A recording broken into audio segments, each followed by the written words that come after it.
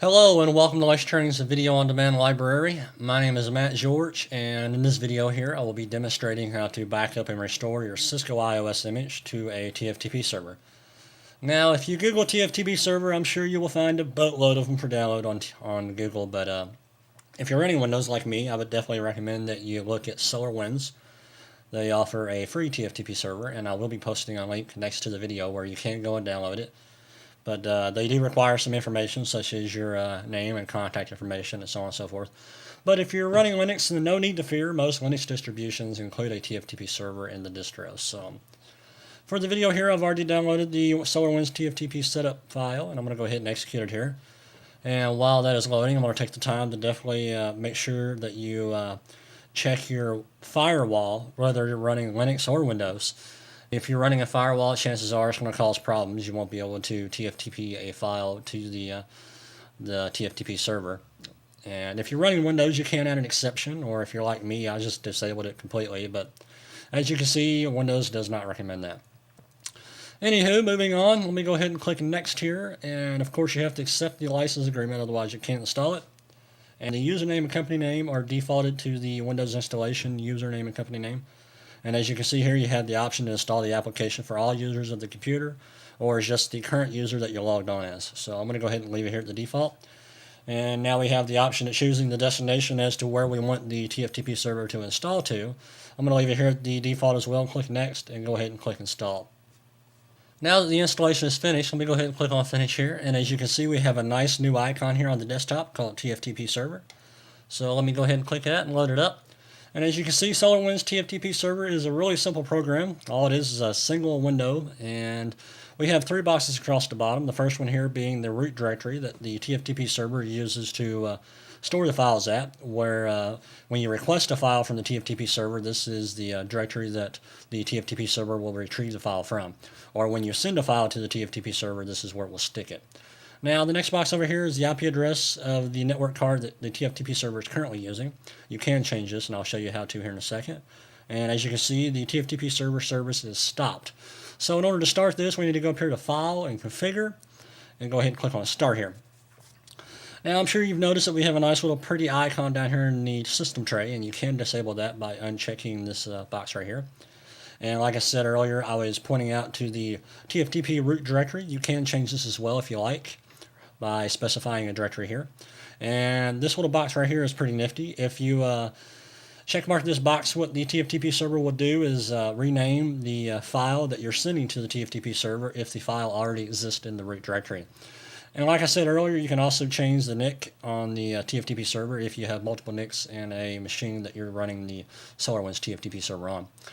Now, running SolarWinds as an NT service does pose a security risk, meaning that people can send you viruses or malware or porn and perhaps get you fired. But you can take some security precautions, such as setting the TFTP server up to only send files or receive files, or you can set it up to do both, which is what it does by default. And you can also apply some IP restrictions, meaning that the following list right here, if you add certain IP addresses, you can limit the communication to the servers to a given range of IP addresses. So I'm going to go ahead and leave it here at all IP addresses as well as send and receive. And now that the service is started, I'm going to go ahead and click X on this, and it will minimize down to the bottom corner. And now we are ready to get our feet wet. As you can see, I already have a connection to one of my lab routers, and I got a pretty cool host name on it. I'm a router. That is awesome.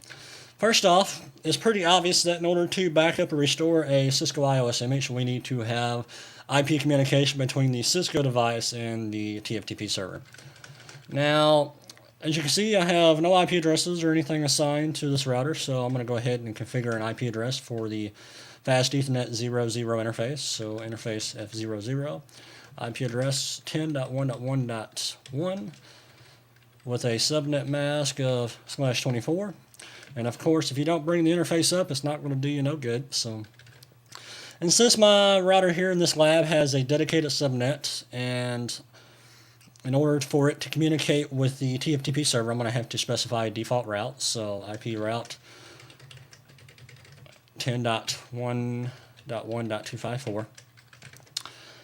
I have a router between the lab router here as well as the network that the TFTP server is on. Now, if you're doing this on a laptop or a desktop and you have a connection to the Cisco device that is on the same subnet, then you won't need to use a default route. But for this demonstration, unfortunately, I have to use one. I'm going to go ahead and ping the default router, and I have a connection. If I press up again, it should get 100%.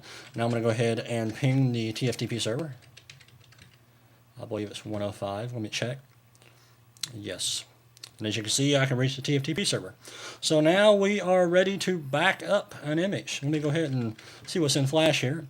And as you can see, this is a 2600. It's a 2651XM.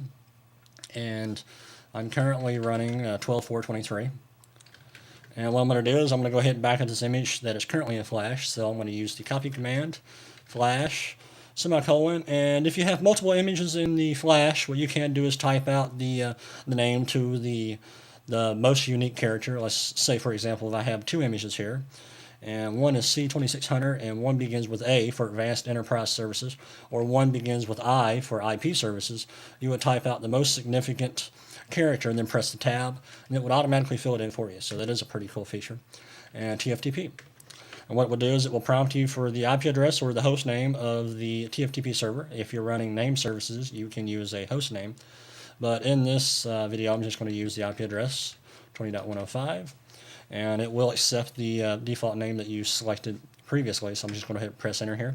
As you can see, the copy has started. And if we check at the SolarWinds TFTP console, you can see that the copy has initiated and it has received a connection from 10.1.1.1 and is putting the file 2600 12.4 Advanced Enterprise Services in the root directory. So if we go to my computer and check out the root directory here, you can see that the file has already been created, and once it's finished copying, it will go ahead and place the file there.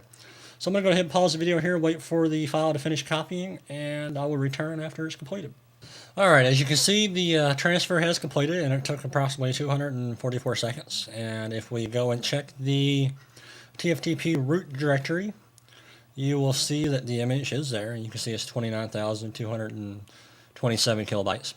Now, what I'm going to do is I'm going to effectively upgrade this iOS image. So I'm going to go ahead and open up the root directory, and I've already downloaded a new image here. This is Advanced Enterprise Services 12.4.15 Tech Train Release 8, and what I'm going to do is I'm going to right click here, rename it, and copy the name of it, because unfortunately we do not have the option of tabbing it on the copy from TFTP to the router. So now what I'm going to do is I'm going to copy TFTP Flash and specify the IP address of the TFTP server, 105, and I'm going to go ahead and paste in the name that I copied, .bin, and the destination file name, I want to leave it as that, and it will prompt you to erase prior to copying the file, because there will not be enough space in Flash. Now I'm going to go ahead and pause the video here as the router is copying the image from the TFTP server into the Flash. I will return after it's completed. Well, my upgrade, or restoration as you can call it, has completed. And as you can see, it took approximately 405 seconds, and it was transferring at approximately 85,000 bytes a second. Now, we can verify this by doing a directory flash command, and you can see that the image is indeed in Flash now. If you upgrade a router, be sure to make sure that the image that you're upgrading to is supported on your router, which include do you have enough RAM as well as do you have enough flash where the image can fit into it.